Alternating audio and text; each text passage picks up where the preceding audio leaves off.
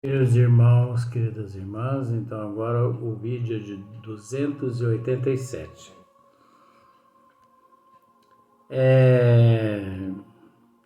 Em coisas terríficas se convertem as mais simples, quando se lhes desconhecem as causas.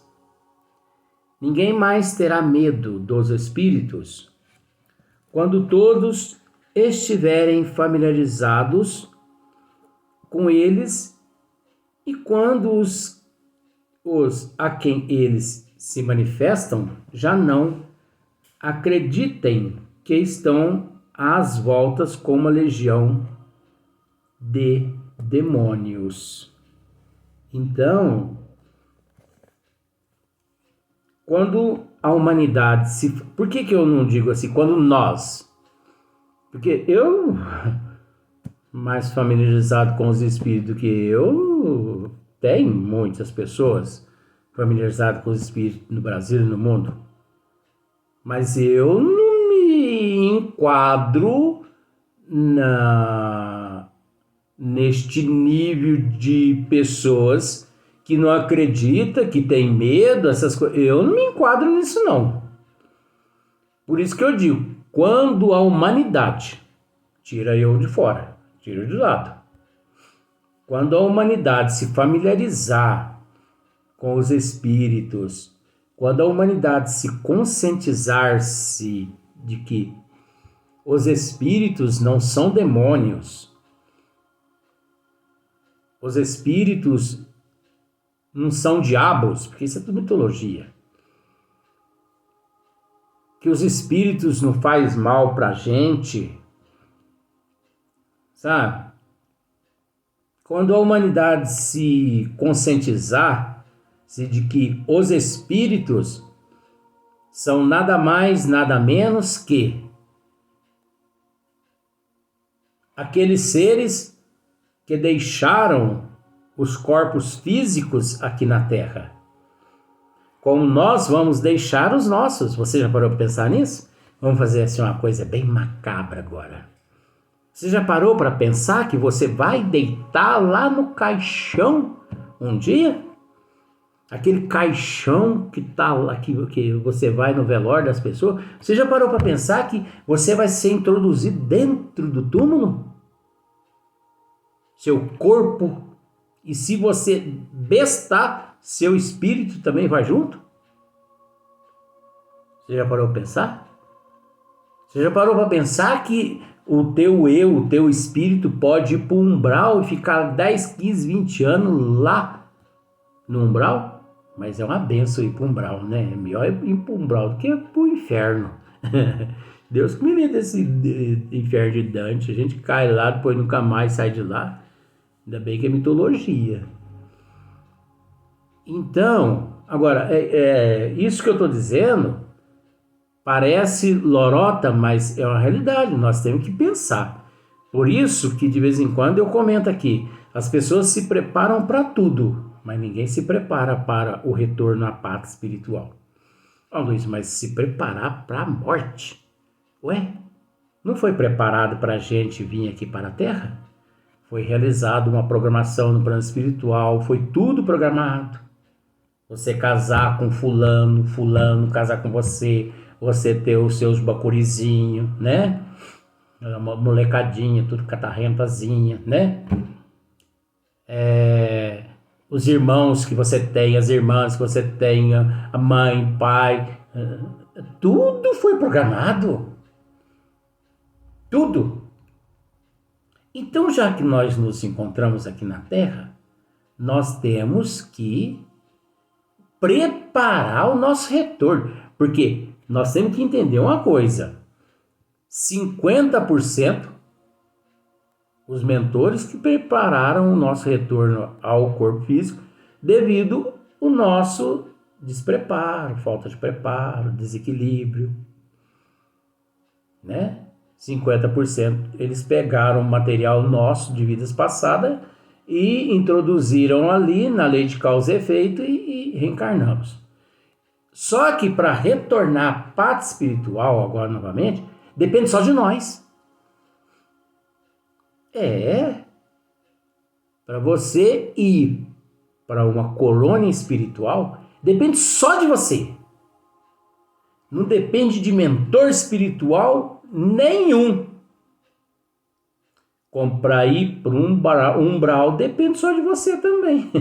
Então, nós temos que preparar o nosso retorno? Não tem. Ou não temos? Luiz, mas pelo amor de Deus, preparar o retorno à paz espiritual? Como que se prepara, Luiz?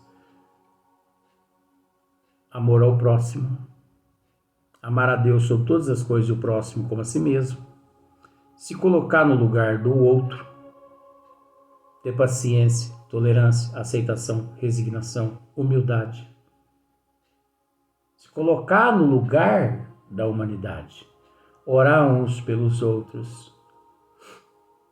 Dar tempo ao tempo, que o tempo soluciona tudo quanto é problema. Quando a tua mulher estiver falando, cale a boca. Ó, encha a boca d'água, igual o André Luiz, e fica ali, ó. E a mulher tá lá, ó. E você tá lá com a boca cheia d'água, ó. A hora que ela falar assim, seu molengo, você não vai falar nada não. Aí você cospe aquela água fora, que já tá ali uns 40 minutos, né? Que a mulher gosta de falar, né? Mas tem razão, tendo razão tem que falar mesmo. Você cospe aquela água fora. Mas, meu bem, eu vou falar o quê? Você já falou tudo. Dá aqui um abraço aqui. Você vai falar, não vem com fingimento, não. Você fala assim, não é fingimento, não, meu bem. Dá aqui um abraço. Às vezes, mesmo você percebendo que ela está errada, dê a ela, naquele momento ali, a razão. Deixe que o tempo mostre a ela que em certas partes ela está errada. E vice-versa, tá? E vice-versa. Se o marmanjão chegar falando, enche a boca d'água. E deixa o bicho falar. E você lá com a boca cheia d'água. As pessoas entram em conflito e se tornam inimigos, acaba relacionamento, acaba tudo aqui na vida aqui, porque um fala uma coisa, o outro fala outra, um fala outra coisa, uma coisa,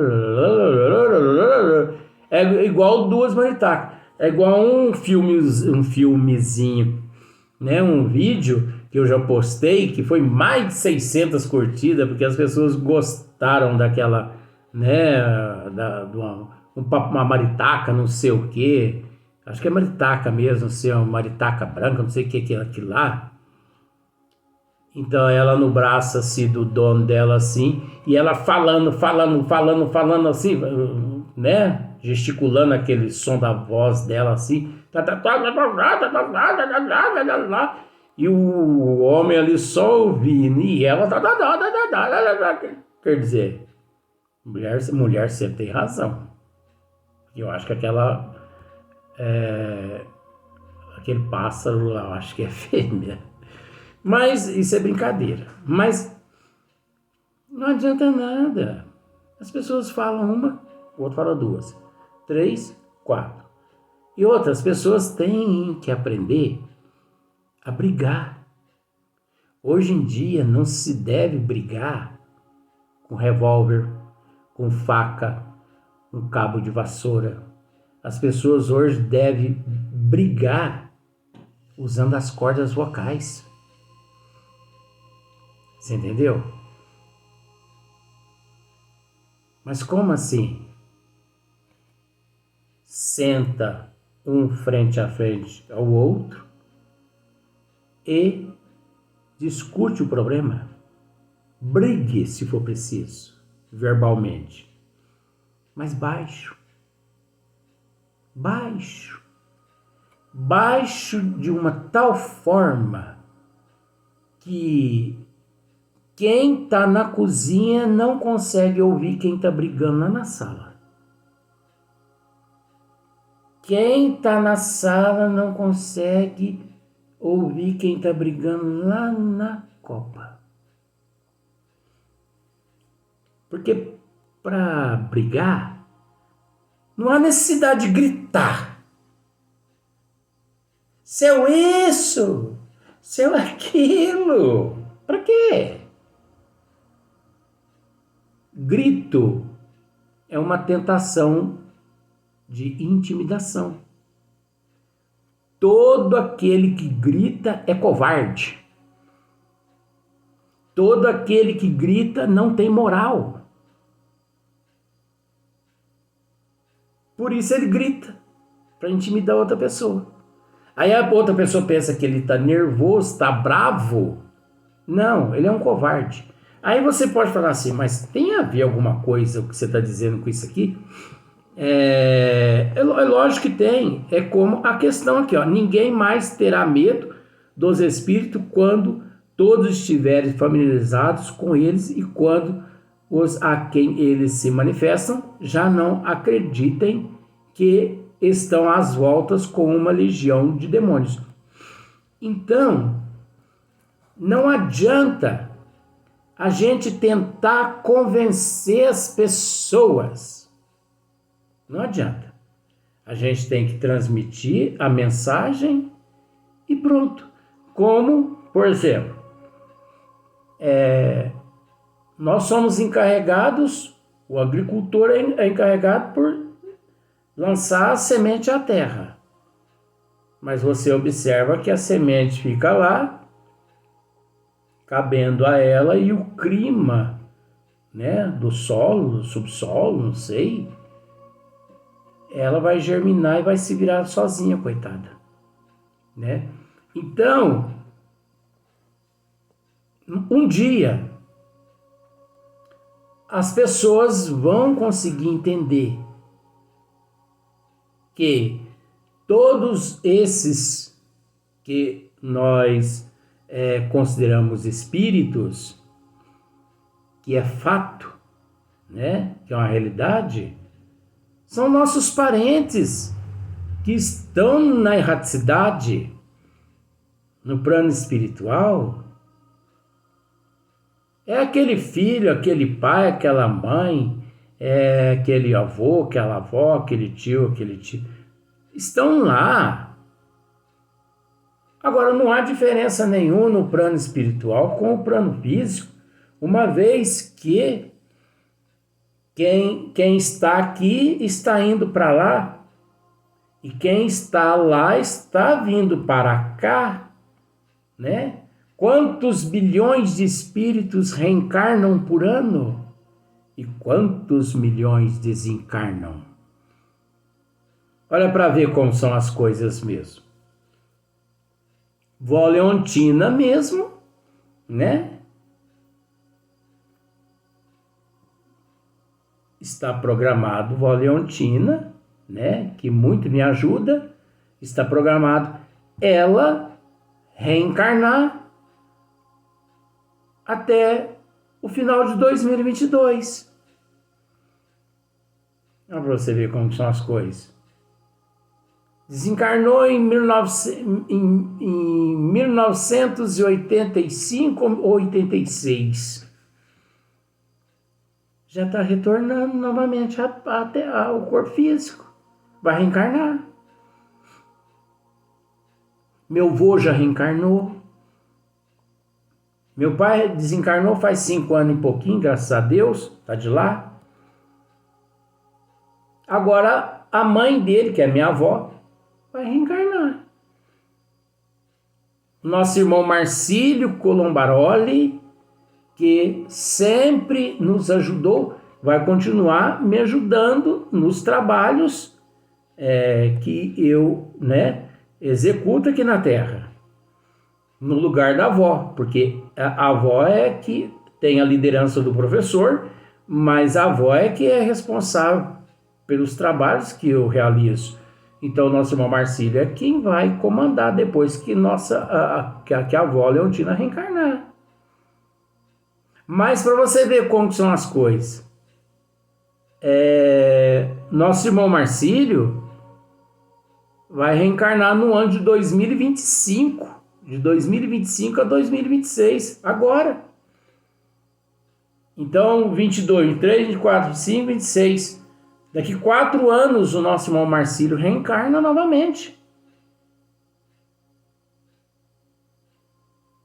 Olha para ver como são as coisas. Então, os espíritos são nossos parentes. Os espíritos são nossos amigos. Os espíritos não são, assim, diabo, demônio. Sabe, o teu pai, a tua mãe que desencarnou, você teria coragem de dizer que o teu pai é um diabo, que a tua mãe é um diabo? Não. Agora a gente entende que as crenças aqui na Terra, devido às lavagens cerebral que as crenças realizaram e realizam na cabeça da humanidade é tão grande que as pessoas pensam dessa forma mesmo. Não estou aqui tirando o direito, mas tentando mostrar para as pessoas que a realidade é outra. Vamos dar sequência aqui, vamos ver aqui. Na Revista Espírita, Kardec diz assim, Revue Espírite, Revue Espírita é o mesmo que Revista Espírita, né? Se encontram narrados muitos fatos autênticos deste gênero, entre outros a história do espírito batedor de Bergzaben, é um nome esquisito aqui, Bergzaben.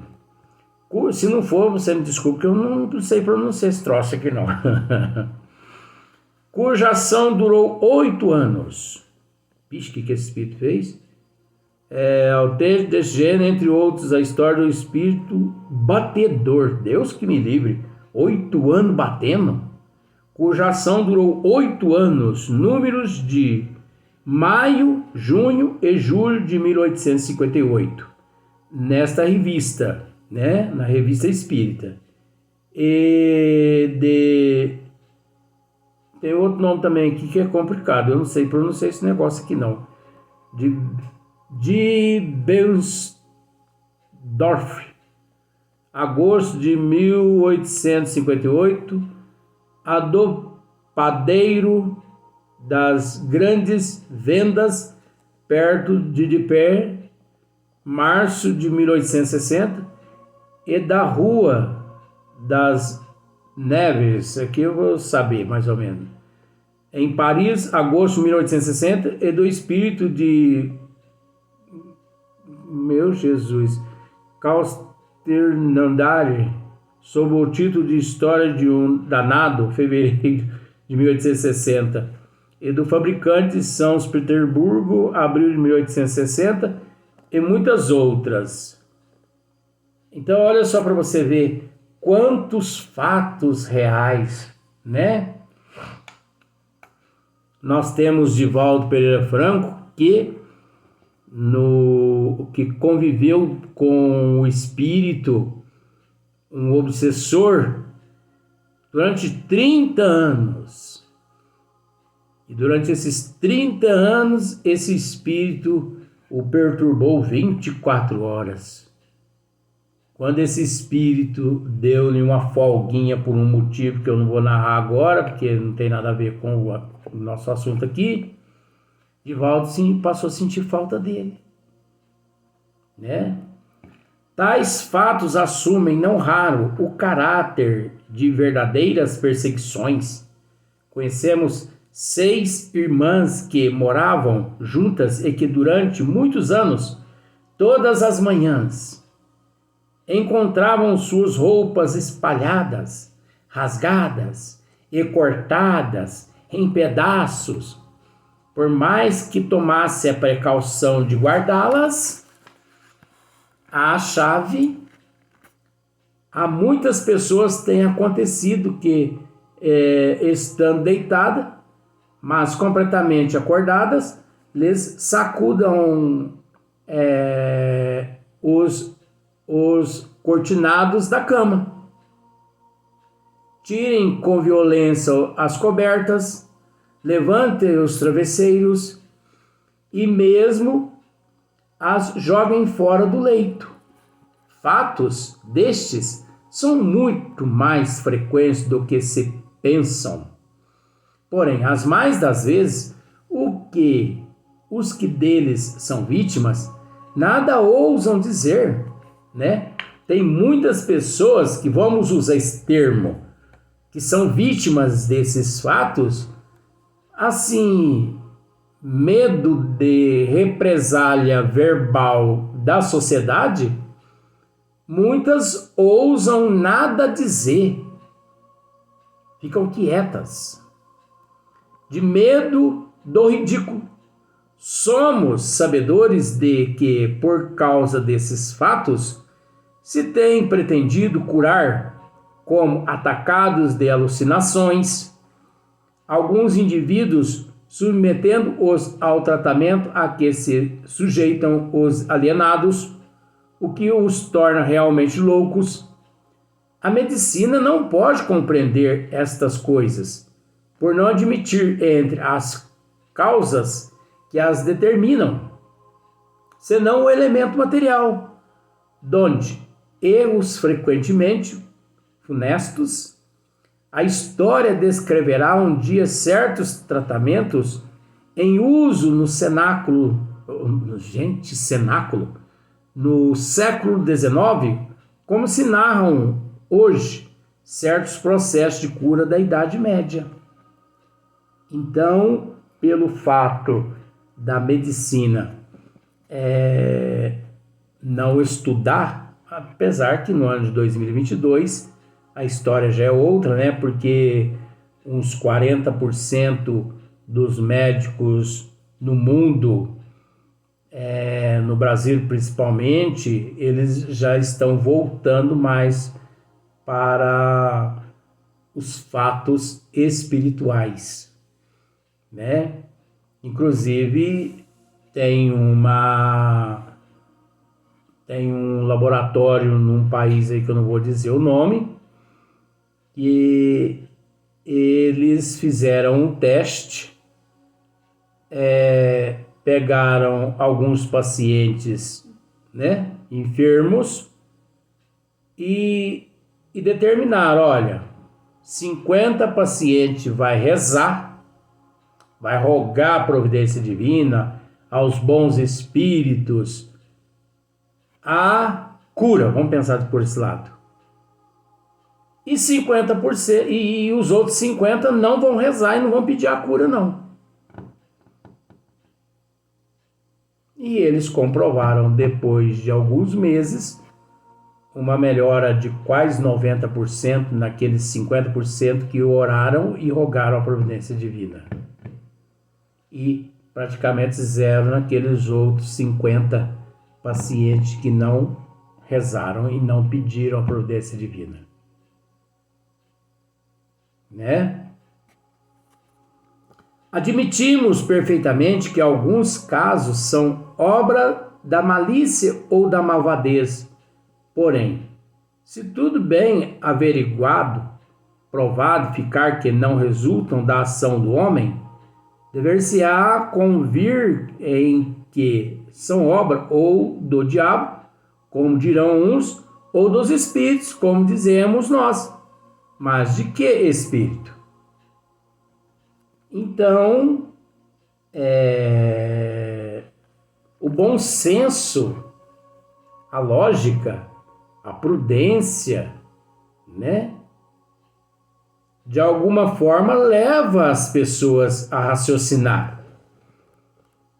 Porque você chega a um determinado momento que você não consegue enxergar o diabo, mas você consegue enxergar, você não consegue enxergar a obra do diabo, mas você consegue enxergar a obra daqueles espíritos que inclusive foram teus parentes. E isso se torna irrecusável, né? É irrecusável, não tem como. Como que você vai recusar algo vindo de um próprio parente teu? Ainda mais, como se diz, né? Uma psicografia que o médium ele não tem conhecimento nenhum e vem lá a psicografia narrando milhares de detalhes que só você e aquele manifestante sabia, né? Então, mas é assim mesmo, a gente entende que nada melhor do que o tempo. Vamos para o próximo vídeo.